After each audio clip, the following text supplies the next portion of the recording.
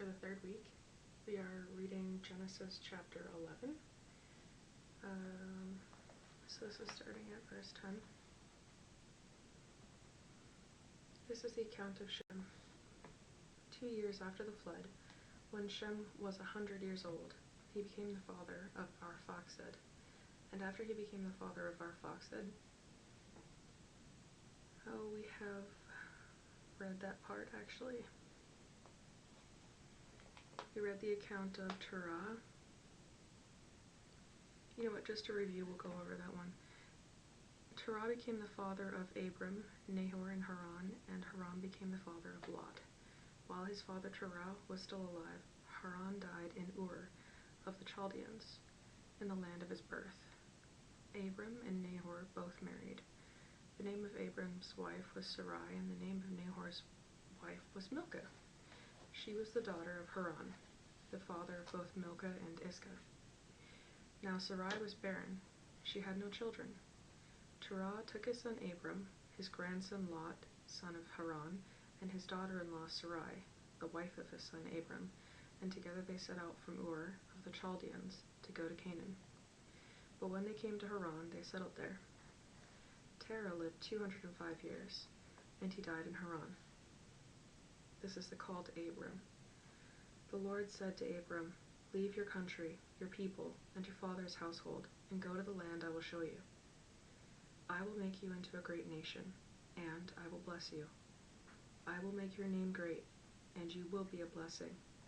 I will bless those who bless you, and whoever curses you, I will curse, and all peoples on earth will be blessed through you."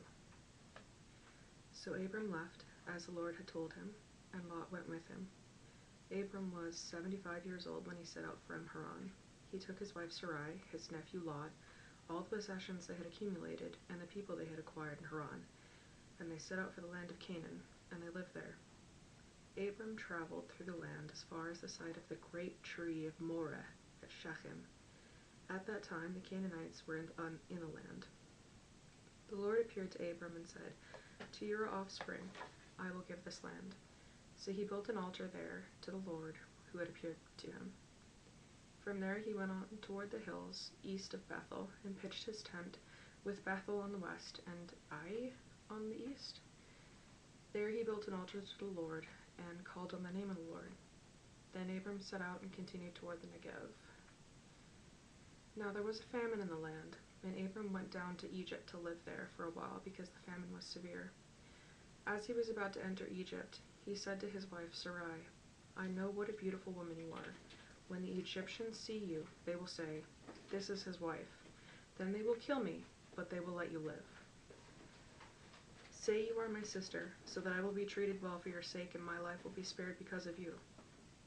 When Abram came to Egypt, the Egyptians saw that she was a very beautiful woman. And when Pharaoh's officials saw her, they praised her to Pharaoh, and she was taken into his palace. He treated Abram well for her sake, and Abram acquired sheep and cattle, male and female donkeys, men servants and maid servants, and camels.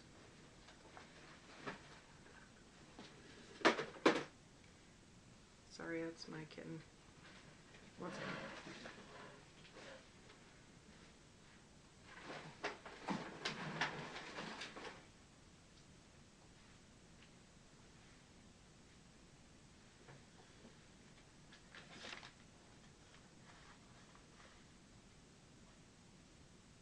But the Lord inflicted serious diseases on Pharaoh and his household because of Abram's wife Sarai. So Pharaoh summoned Abram. "What have you done to me?" he said. "Why didn't you tell me she was your wife? Why didn't you say, 'She is my sister,' so that I took her to be my wife? Now then, here is your wife. Take her and go." Then Pharaoh gave orders about Abram to his men, and they sent him on to his way, with his wife and everything he had. So Abram went up from Egypt to the Negev with his wife and everything they had, and Lot went with him. Abram had become very wealthy in livestock and in silver and gold. From the Negev, he went from place to place until he came to Bethel, to the place between Bethel and Ai, it's spelled Ai, where his tent had been earlier, and where he had first built an altar. There Abram called on the name of the Lord. Now Lot, who was moving about with Abram, also had flocks and herds and tents. But the land could not support them while they stayed together, for their possessions were so great they were not able to stay together. And quarreling arose between Abram's herdsmen and the herdsmen of Lot. The Canaanites and Perizzites were also living in the land at the time. So Abram said to Lot, "Let's not have any quarreling between you and me, or between your herdsmen and mine, for we are brothers. Is not the whole land before you? Let's part company. If you go to the left, I'll go to the right. If you go to the right, I'll go to the left." Lot looked up and saw that the whole plain of Jordan was well watered, like the garden of the Lord, like the land of Egypt, toward Zoar. This was before the Lord destroyed Sodom and Gomorrah. So Lot chose for himself the whole plain of the Jordan, and set out toward the east. The two men parted company. Abram lived in the land of Canaan, while Lot lived among the cities of the plain, and pitched his tents near Sodom. Now the men of Sodom were wicked, and were sinning greatly against the Lord. The Lord said to Abram, after Lot had parted from him, "Lift up your eyes from where you are, and look north and south, east and west. All the land you see I will give to you and your offspring forever. I will make your offspring like the dust of the earth, so that if anyone could count the dust, then your offspring could be counted. Go, walk the length and breadth of the land, for I am giving it to you." So Abram moved his tents and went to live near the great trees of Mamre at Hebron, where he built an altar to the Lord. At this time, Amraphel, king of Shinar, Arioch, king of Elasar, Kedorlaomer, king of Elam, and Tidal, king of Goim, went to war against Bera, king of Sodom, Birsha, king of Gomorrah, Shinab, king of Admah, Shemeber, king of Zeboim, and the king of Bela, that is, Zoar. All these latter kings joined forces in the valley of Siddim, otherwise known as the Salt Sea. For 12 years they had been subject to Kedorlaomer, but in the 13th year they rebelled. In the 14th year, Kedorlaomer and the kings allied with him went out and defeated the Rephaites in the Ashtaroth Karnaim, the Zuzites in Ham, the Emites in Shaveh, Kiriathaim and the Horites in the hill country of Seir, as far as the El Paran near the desert. Now then they turned back and went to En-Mishpat, that is, Kadesh, and they conquered the whole territory of the Amalekites, as well as the Amorites that were living in Hazazon Tamar. Then the king of Sodom, the king of Gomorrah, the king of Admah, the king of Zeboim, the king of Bela, that is Zoar, marched out and drew up their battle lines in the valley of Siddim against Kedorlaomer, king of Elam, Tidal, king of Goim, Amraphel, king of Shinar, and Arioch, king of Elasar, 4 kings against 5. Now the valley of Siddim was full of tar pits, and when the kings of Sodom and Gomorrah fled, some of the men fell into them, and the rest fled to the hills. The 4 kings seized all the goods of Sodom and Gomorrah, and all of their food, then they went away. They also carried off Abram's nephew Lot, and his possessions, since he was living in Sodom. One who had escaped came and reported this to Abram the Hebrew. Now Abram was living near the great trees of Mamre, the Amorite, a brother of Eshcol and Aner, all of whom were allied with Abram.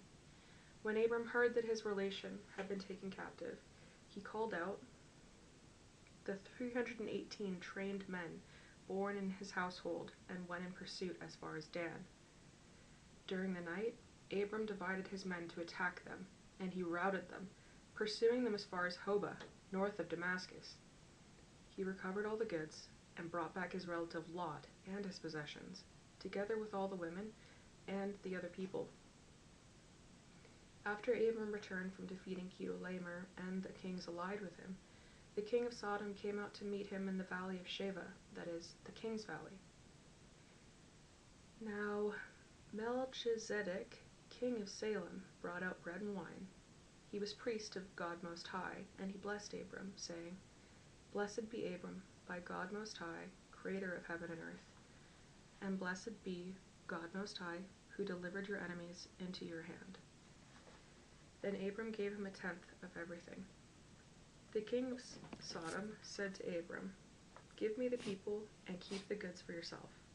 But Abram said to the king of Sodom, "I have raised my hand to the Lord, God Most High, creator of heaven and earth, and have taken an oath that I will accept nothing belonging to you, not even a thread or the thong of a sandal, so that you will never be able to say, 'I made Abram rich.'" Sorry.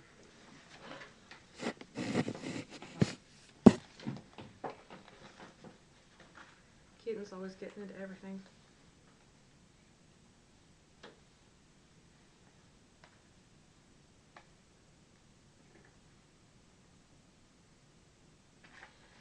"I will accept nothing but what my men have eaten and the share that belongs to the men who went with me.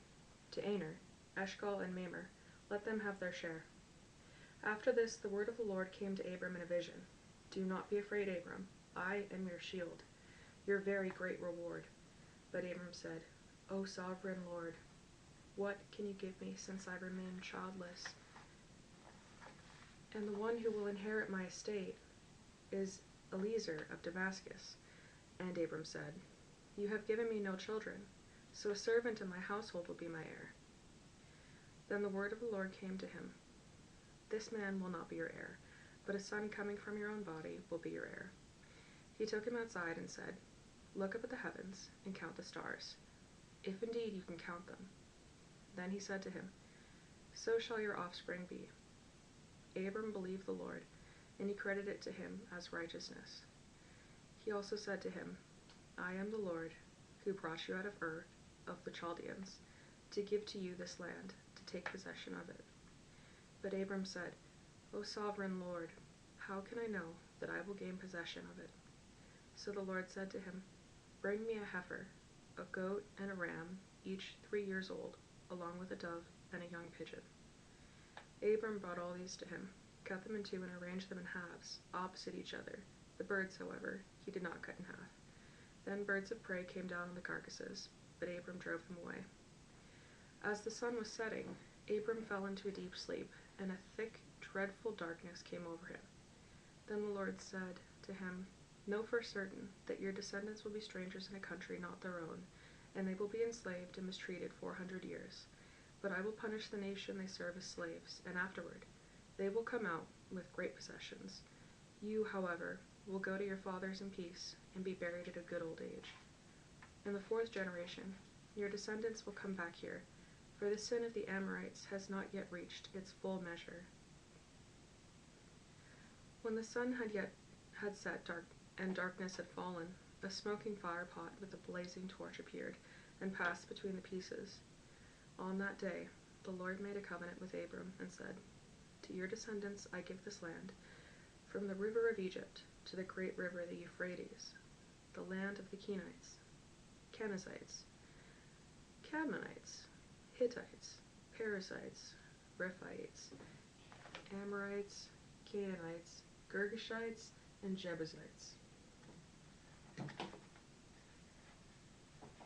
Now Sarai, Abram's wife, had borne him no children, but she had an Egyptian maidservant called Hagar. So she said to Abram, "The Lord has kept me from having children. Go sleep with my maidservant. Perhaps I can build a family through her." Abram agreed to do what Sarai said. So after Abram had been living in Canaan 10 years, Sarai his wife took her Egyptian maidservant Hagar and gave her to her husband to be his wife. He slept with Hagar, and she conceived. When she knew she was pregnant, she began to despise her mistress. Then Sarai said to Abram, "You are responsible for the wrong I am suffering. I put my servant in your arms, and now that she knows she is pregnant, she despises me. May the Lord judge between you and me." "Your servant is in your hands," Abram said. "Do with her whatever you think best." Then Sarai mistreated Hagar, so she fled from her. The angel of the Lord found Hagar near a spring in the desert. It was the spring that is beside the road to Shur. And he said, "Hagar, servant of Sarai, where have you come from, and where are you going?" "I'm running from my mistress, Sarai," she answered. Then the angel of the Lord told her, Go back to your mistress and submit to her." The angel added, "I will so increase your descendants that they will become too numerous to count." The angel of the Lord also said to her, "You are now with child, and you will have a son. You shall name him Ishmael, for the Lord has heard your misery. He will be a wild donkey of a man. His hand will be against everyone, and everyone's hand against him, and he will live in hostility toward all his brothers." She gave this name to the Lord who spoke to her. "You are the God who sees me." For she said, "I have now seen the one who sees me." That is why the well was called Bir Lahai Roi and is still there, between Kadesh and Bered. So Hagar bore Abram a son, and Abram gave the name Ishmael to the son she had born. Abram was 86 years old when Hagar bore him Ishmael. When Abram was 99 years old, the Lord appeared to him and said, "I am God Almighty. Walk before me and be blameless. I will confirm my covenant between you and will greatly increase your numbers." Abram fell face down, and God said to him, "As for me, this is my covenant with you. You will be the father of many nations. No longer will you be called Abram. Your name will be Abraham, for I have made you a father of many nations. I will make you very fruitful. I will make nations of you, and kings will come from you. I will establish my covenant as an everlasting covenant between me and you and your descendants after you for the generations to come, to be your God and the God of your descendants after you. The whole land of Canaan, where you are now an alien, I will give as an everlasting possession to you and your descendants after you, and I will be their God." Then God said to Abraham, "As for you, you must keep my covenant, you and your descendants after you for the generations to come. This is my covenant with you and your descendants after you. The covenant you are to keep. Every male among you shall be circumcised. You are to undergo circumcision, and it will be the sign of the covenant between me and you. For the generations to come, every male among you who is 8 days old must be circumcised, including those born in your household or bought with money from a foreigner, those who are not your offspring. Whether born in your household or bought with money, they must be circumcised. My covenant in your flesh is to be an everlasting covenant. Any uncircumcised male who has not been circumcised in the flesh will be cut off from his people. He has broken my covenant." God also said to Abraham, "As for Sarai, your wife, you are no longer to call her Sarai. Her name will be Sarah. I will bless her and will surely give you a son by her. I will bless her so that she will be the mother of nations. Kings of peoples will come from her." Abraham fell face down. He laughed and said to himself, "Will a son be born to a man 100 years old? Will Sarah bear a child at the age of 90? And Abraham said to God, "If only Ishmael might live under your blessing." Then God said, "Yes, but your wife Sarah will bear you a son, and you will call him Isaac. I will establish my covenant with him as an everlasting covenant for his descendants after him. And as for Ishmael, I have heard you. I will surely bless him. I will make him fruitful, and will greatly increase his numbers. He will be the father of 12 rulers, and I will make him into a great nation. But my covenant I will establish with Isaac, whom Sarah will bear to you by this time next year." When he had finished speaking with Abraham, God went up to him. On that very day, Abraham took his son Ishmael and all those born in his household,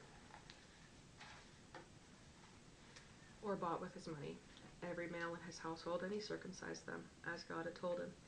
Abraham was 99 years old when he was circumcised, and his son Ishmael was 13. Abraham and his son Ishmael both circumcised on that same day, and every male in Abraham's household, including those born in his household or bought from a foreigner, was circumcised with him. It was a big circumcision party. The Lord appeared to Abraham near the great trees of Mamre, while he was sitting at the entrance to his tent in the heat of the day. Abraham looked up and saw 3 men standing nearby. When he saw them, he hurried from the entrance of his tent to meet them and bowed low to the ground. He said, "If I have found favor in your eyes, my lord, do not pass your servant by. Let a little water be brought, and then may all wash your feet and rest under this tree. Let me get you something to eat so that you can be refreshed, then go on your way, now that you have come to your servant." "Very well," they answered, "do as you say."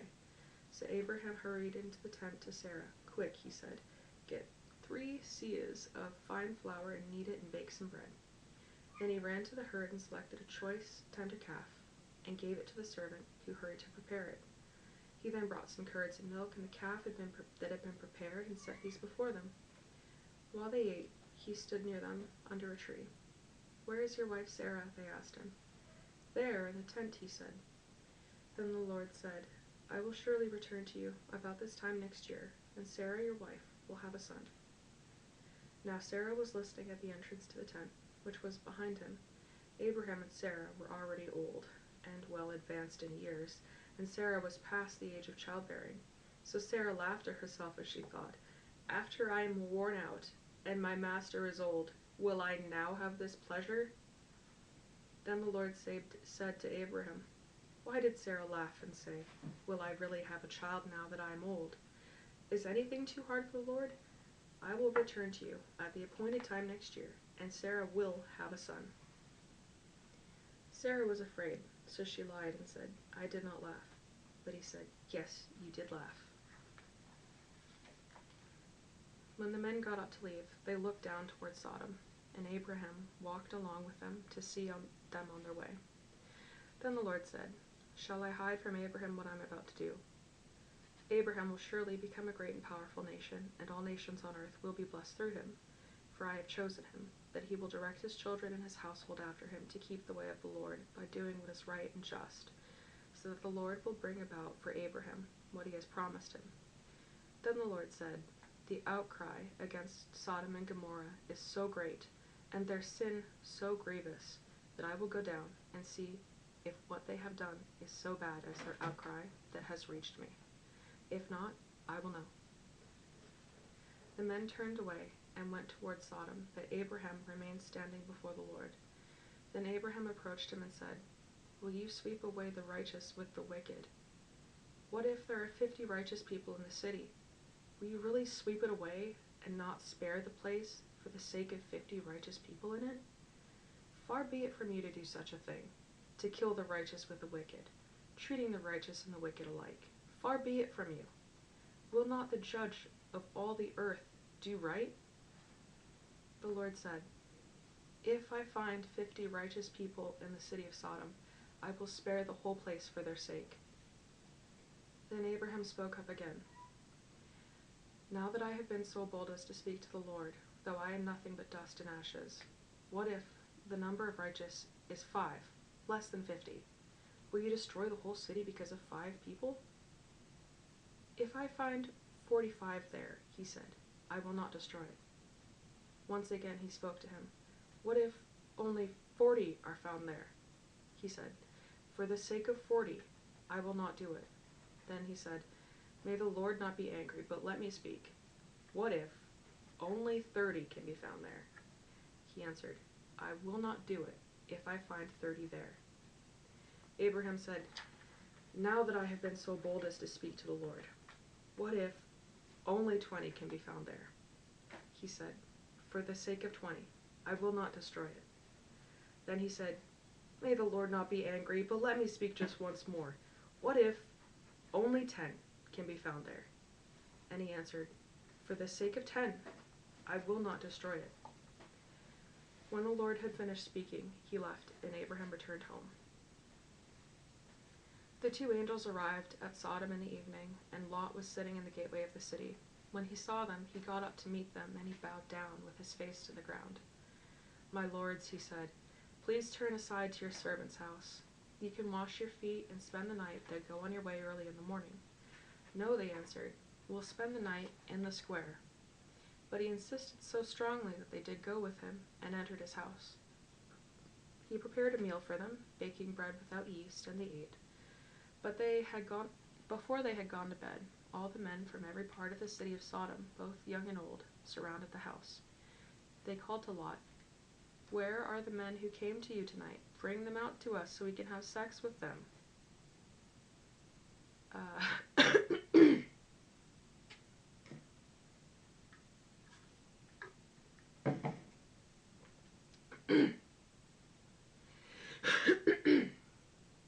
Sorry.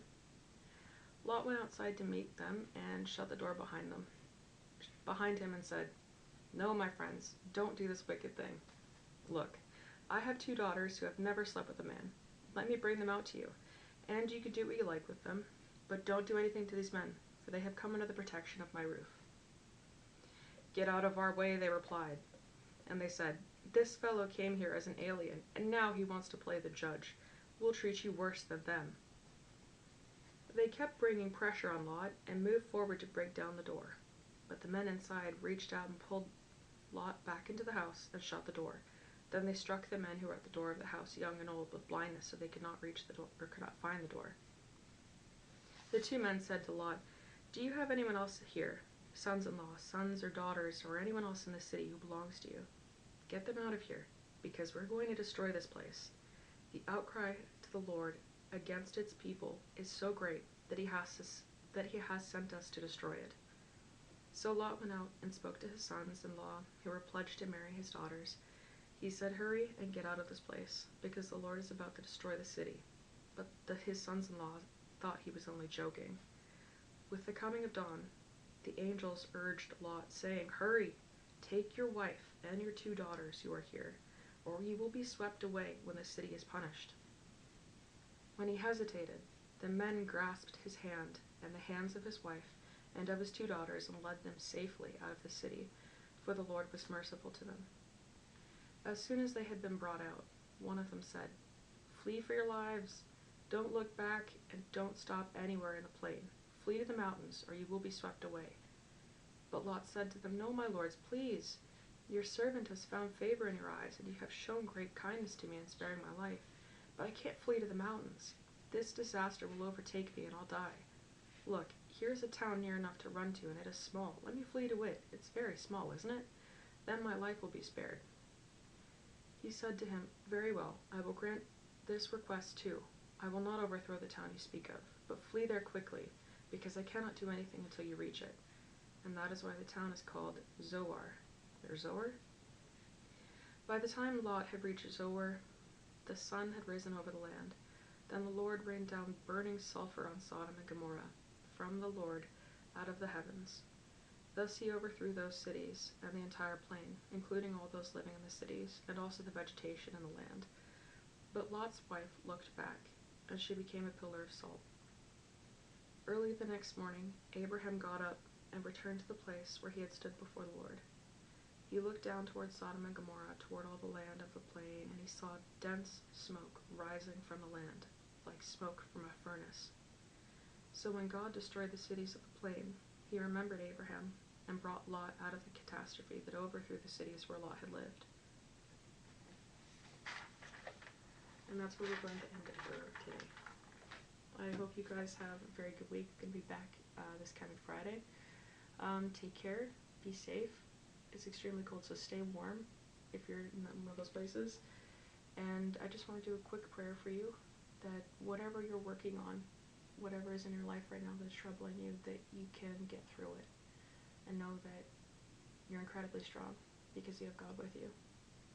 All the best.